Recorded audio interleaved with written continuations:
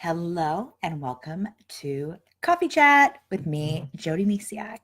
Today, grab your coffee, your tea, whatever you want to drink today, and come chat with me.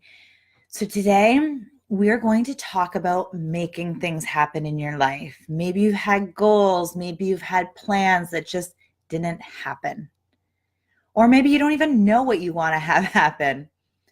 Today, come chat with me and let's talk. First, I want to just talk about why I've been a little MIA lately. I've been kind of missing. I haven't been on my Facebook page as much. I just haven't been very visible. And there's a couple of reasons for it. One of the biggest ones is I came out of not sleeping for 2 years just before April this year. I think I'd have to look back, but it might have even been March. And it was awesome. Let me tell you, from not sleeping for 2 years or almost 2 years, it was amazing. And then I put more on my to-do list because I'm like, I'm sleeping again. I have energy again. And I put so much on my to-dos. And I'm like, I can do it all. And then it gets to the point where, no, I can't do it all. And, it could cause burnout. Luckily, I caught myself before I burnt myself out. Here I am just getting sleep. And the other thing is, yes, I'm sleeping again, but now I'm picking up the pieces from 2 years of not sleeping. So a way I look at this is, and if you are going through this right now, there is hope on the other side. I know it doesn't mean much right now hearing it, but this is what happens when you don't sleep for two years or more. Like I talk to moms that haven't slept for 3 or 4 years of the first 4 years or 3 years of their child's life. It's crazy. And some people are lucky and they sleep a lot earlier. I was like that with my daughter.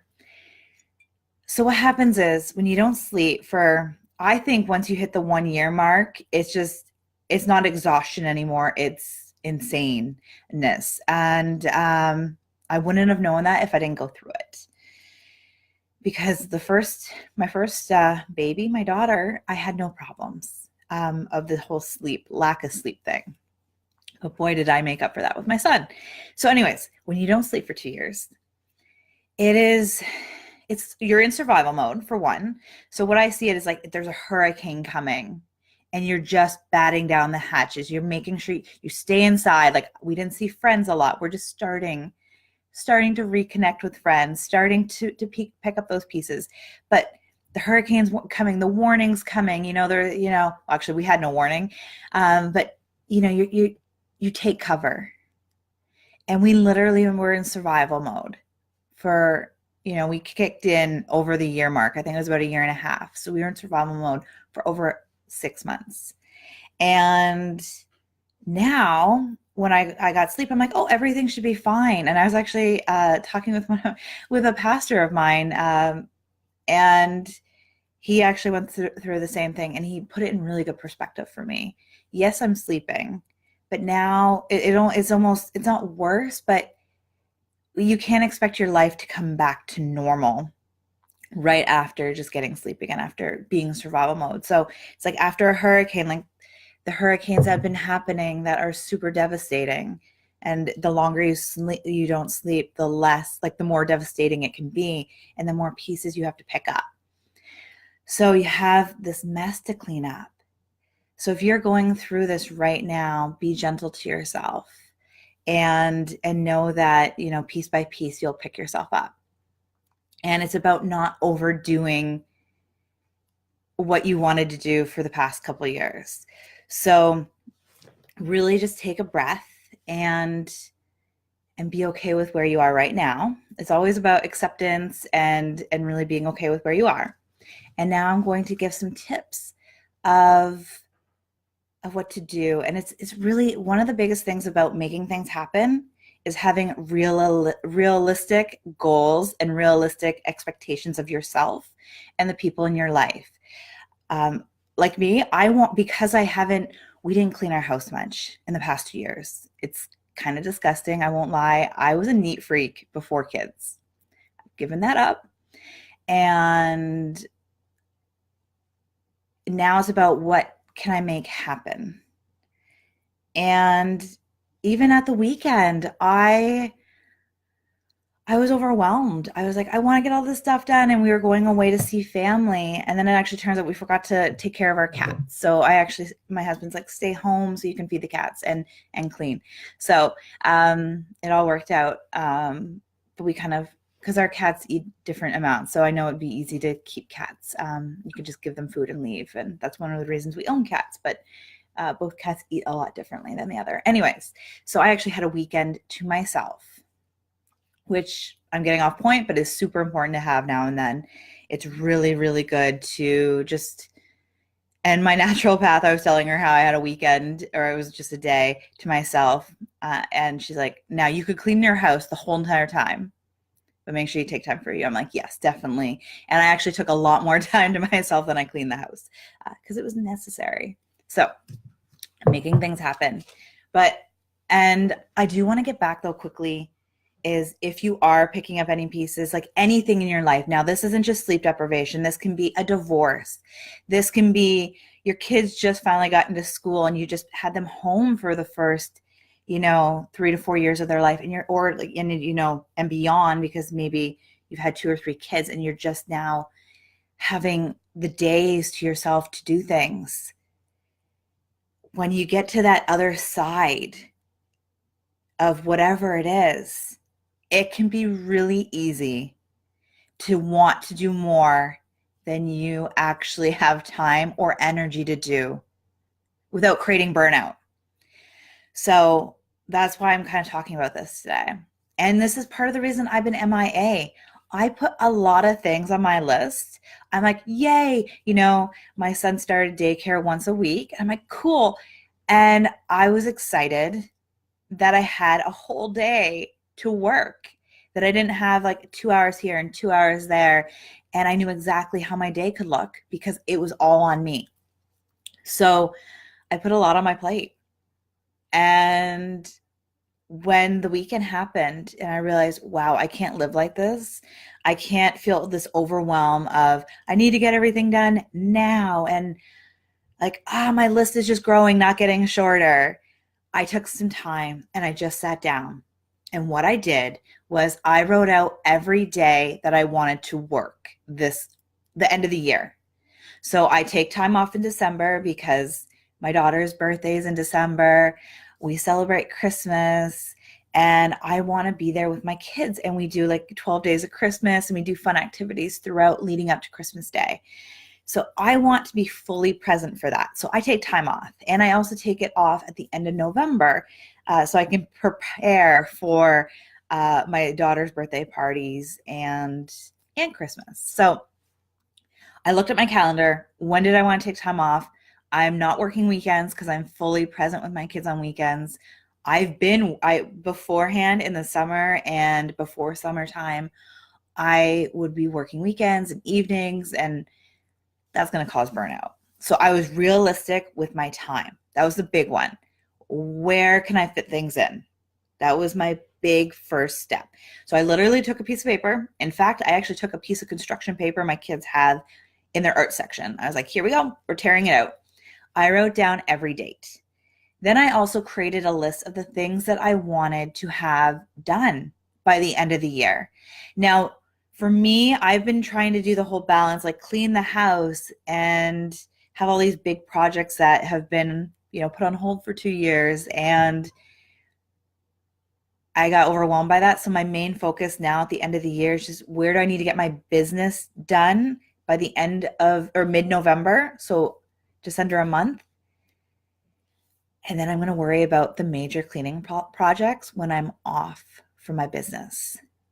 Like I have 2 weeks in November where I can do, 2 weeks and then into December. So I've actually it's not that I'm not going to clean the house. We're going to do little bits here and there, but I'm not going to focus on the major projects. So I've kind of put that on hold because I was getting overwhelmed by having way too much on my list. So that's what I did too. I was like, what can wait for like a few weeks, not forever, just a few weeks. And then what can I do, or what do I want to do, or want to do. I shouldn't say have to do, because this is all me. This is me making a list. No one's telling me that these things have to get done but me. So I made a list. What would I like to have done in my business by mid-November? I think I had to cut some things out because realistically, I looked at the time that I had available and I looked at my list. And that's where expectations, realistic goals come in. I had to be realistic. I had to be honest with myself and I had to look at it. So that was another one, eye-opening. What do I need to do? And then here comes the fun part. I wrote down in beside every day that I had what I was going to do. So actually, I was going to get it off my board. It's right over there. And I literally wrote down what I was going to do. And I literally have only one thing per day, other than if it's like a very small, like something that would take a half hour that I could do on top of it. And yeah, I'm just trying to look at my list. Anyway, so yeah, it was always one thing. And so it was my main focus. Maybe two smaller things on the days that I have the full day. But I had to be realistic.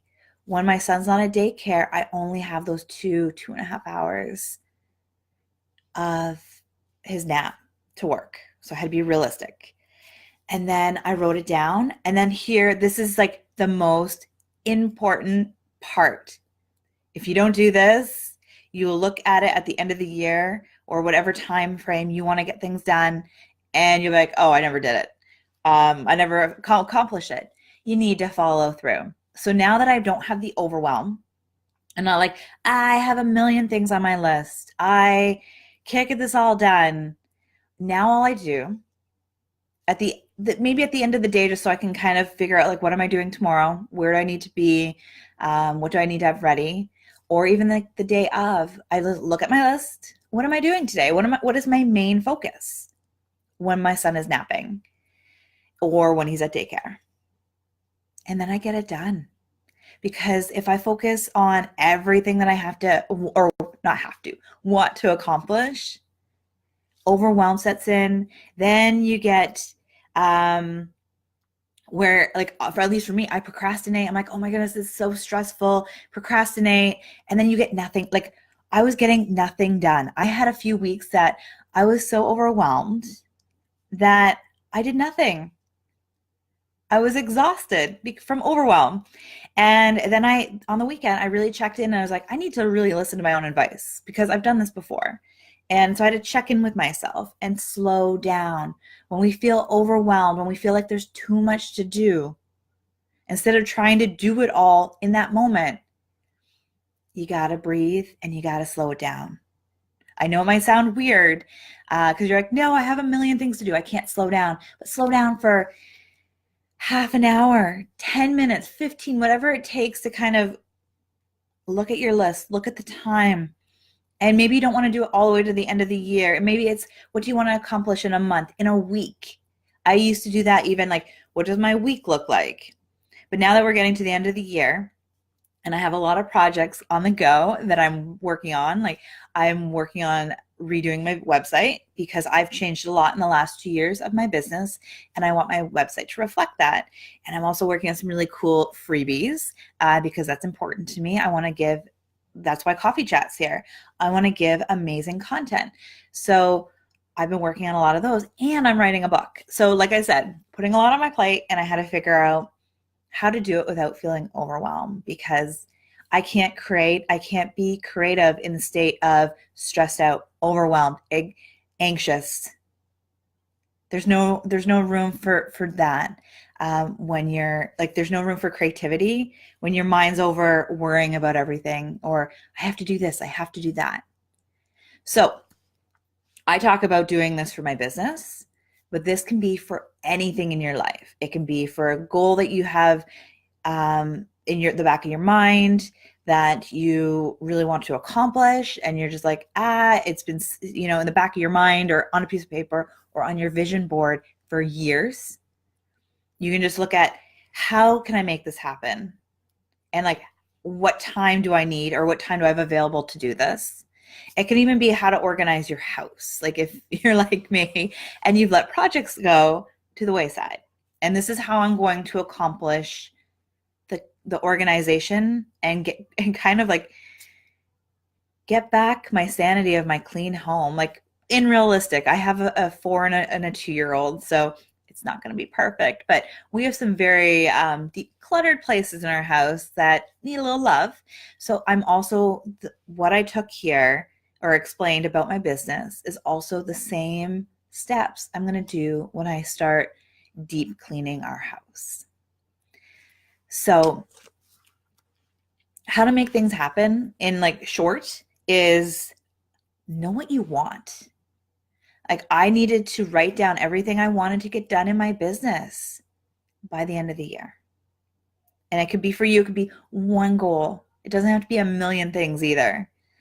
It could be even, more self-love in your life. Like what does that look like to you, and how often and how much time in a day do you want to give towards yourself?